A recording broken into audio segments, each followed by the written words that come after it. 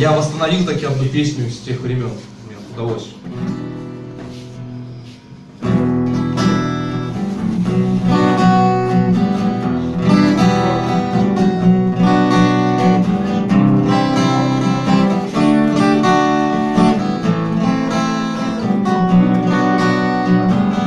Моя сакральная полночь, мои блакитные гроши, я не могу дыхать ровно, коли с тобою крошим.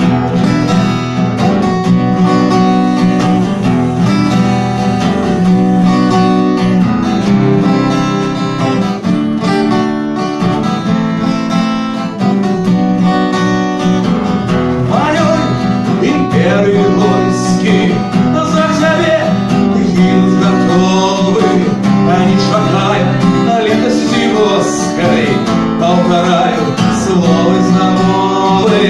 Глядите, я живых постели загоится раны.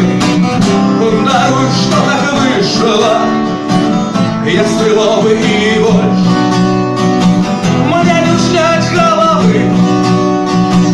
Застаюся рахманне, але крошу отсюда, а взвод шинел вздохнешь.